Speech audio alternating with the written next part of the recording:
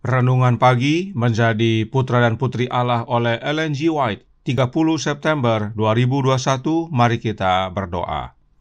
Bapa kami yang di sorga, Allah pencipta langit dan bumi, laut dan segala isinya, Allah yang maha besar, maha kuasa, sumber segalanya, yang kami sembah selalu melalui anak-Mu yang tunggal, Yesus Kristus. Terpujilah Yesus, anak Allah yang maha tinggi, yang adalah pencipta dan penyempurna iman kami.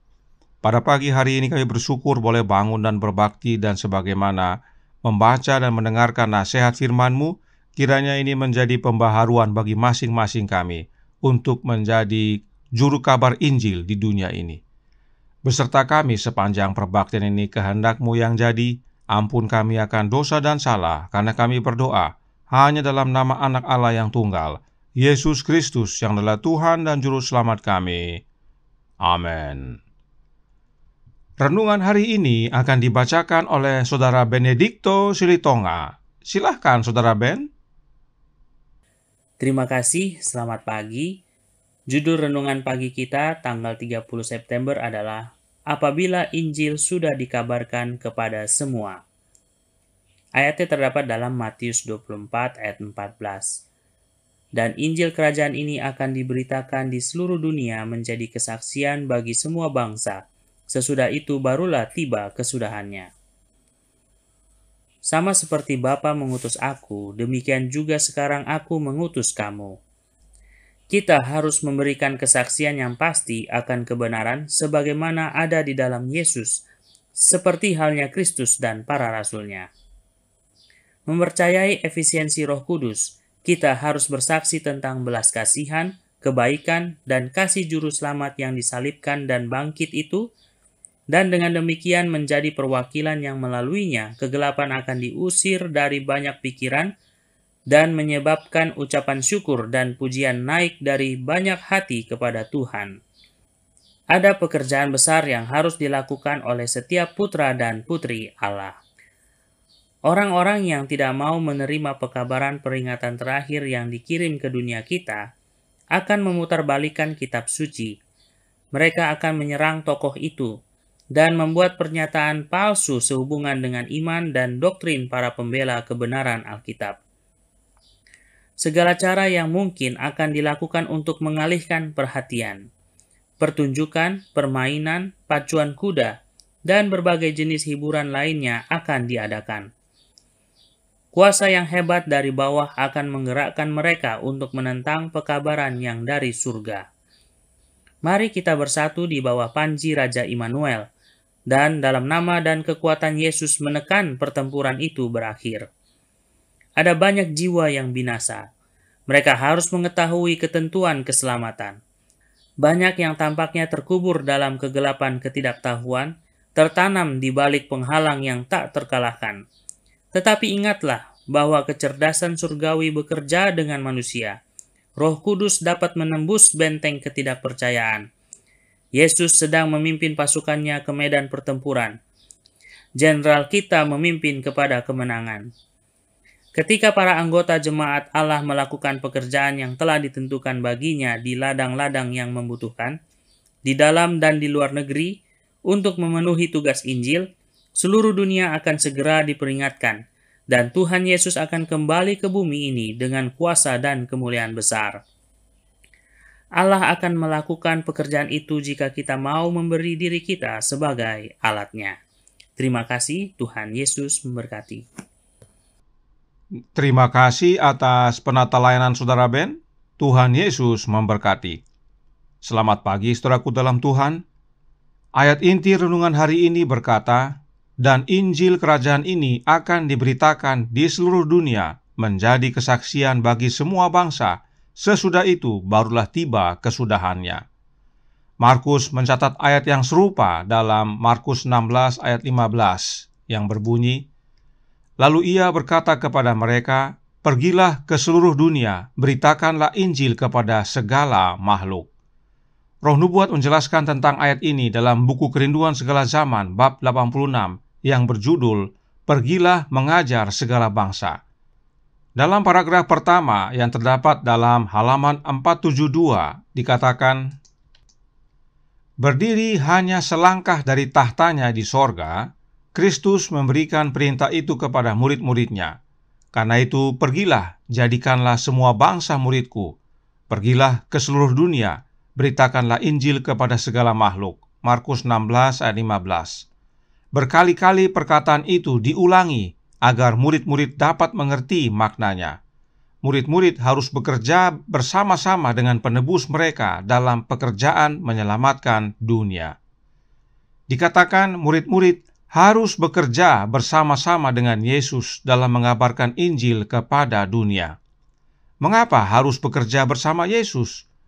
Karena masih dalam buku yang sama dan bab yang sama, White menuliskan. Kerinduan Segala Zaman, buku kedua, halaman 474, paragraf 3, berkata, sekali lagi dibukakannya kitab suci kepada mereka dengan menunjukkan bahwa segala sesuatu yang telah dilaluinya telah ditentukan di sorga dalam majelis antara Bapa dan Dia sendiri. Semuanya telah dinubuatkan oleh orang-orang yang diilhamkan oleh Roh Kudus. Segala sesuatu yang Yesus lalui telah ditentukan di dalam sorga dalam sebuah rapat antara Bapa dan Anaknya saja. Dewan sorga tersebut hanya terdiri dari dua makhluk ilahi. Lalu bagaimana dengan Roh Kudus yang dalam kutipan ini dikatakan mengilhami para nabi yang menubuatkan tentang Yesus? Kutipan ini ditulis berdasarkan kebenaran Alkitab.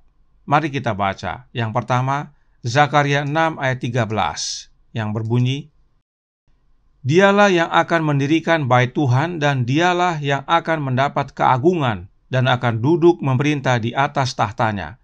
Di sebelah kanannya akan ada seorang imam, dan permufakatan tentang damai akan ada di antara mereka berdua.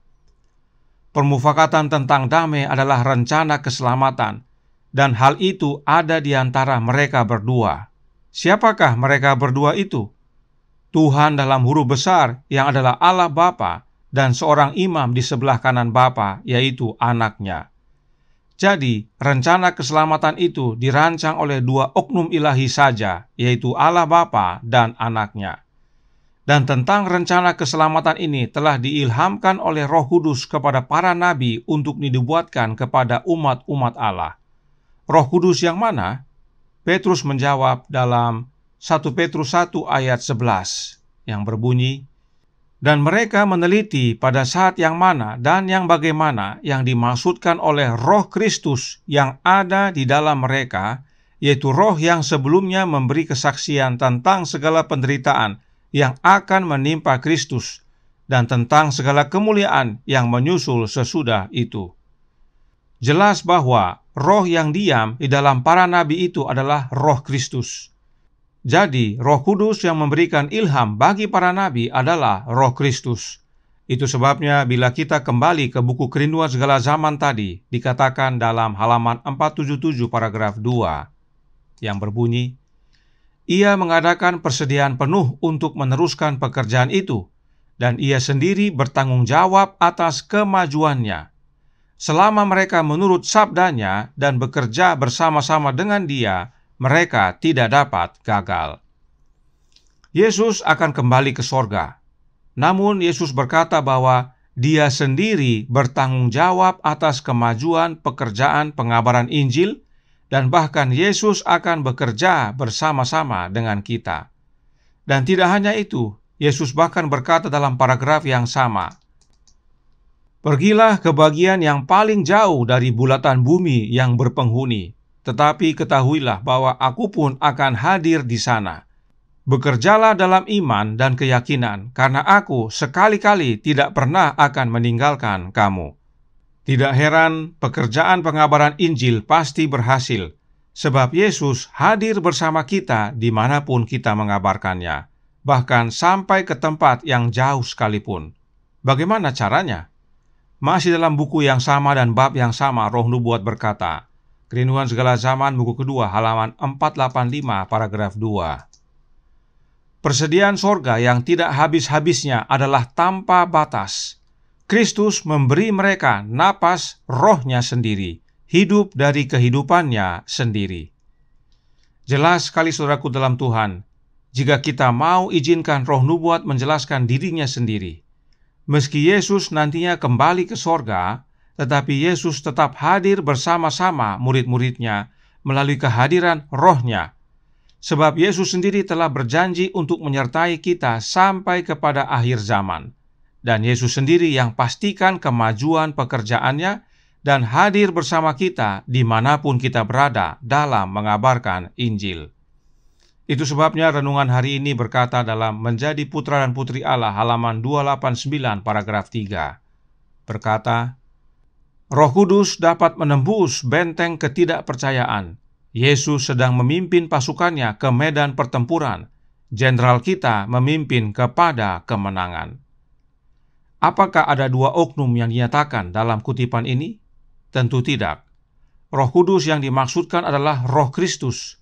Sebab memang Yesuslah jenderal kita yang memimpin kita kepada kemenangan. Apakah buktinya Roh Kudus yang dimaksudkan adalah Roh Kristus? Kutipan ini diambil dari Review and Herald Juli tanggal 2 tahun 1895 paragraf 7.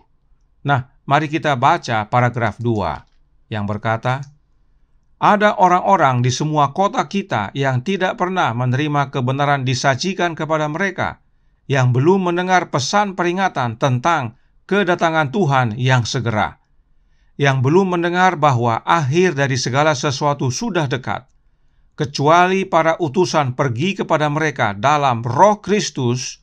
Bagaimana orang-orang ini akan mendengar undangan Injil? Jelas sekali, Roh Kudus yang dimaksudkan adalah Roh Kristus itu sendiri, sebab Roh itu adalah nafas hidupnya Yesus yang diberikan kepada kita, yaitu kehidupan Yesus itu sendiri. Karena Yesus sendiri berjanji untuk menyertai kita, dan Yesus sendiri memastikan kemajuan pengabaran Injil tersebut dengan hadir bersama kita dimanapun kita berada oleh kehadiran Roh-Nya, yaitu hidupnya di dalam hati kita. Mengapa kita perlu hidupnya Yesus dalam hidup kita? Karena hidup Yesus adalah hidup yang penuh kemenangan, dan Yesus itulah kebenaran. Jadi, mau mengabarkan Injil kepada semua, maka yang kita perlukan adalah Roh Kristus. Tuhan memberkati, saya bawa dalam nama Yesus. Amin. Mari kita berdoa. Bapa kami yang di sorga, Allah pencipta langit dan bumi, laut dan segala isinya, Allah yang maha besar, maha kuasa, sumber segalanya, yang kami sembah selalu melalui anak-Mu yang tunggal, Yesus Kristus. Terima kasih atas nasihat indah pagi hari ini. Satu-satunya cara untuk kami dapat menjadi juru kabar Injil kepada semua, ke seluruh dunia, hanya dengan menerima Kristus dalam hati ini. Sebab Yesuslah yang telah berjanji menyertai kami, dan Yesus sendiri berjanji bertanggung jawab untuk memastikan kemajuan dari pekerjaan pengabaran Injil. Itu sebabnya Dia hadir bersama kami, yaitu melalui kehadiran Roh-Nya.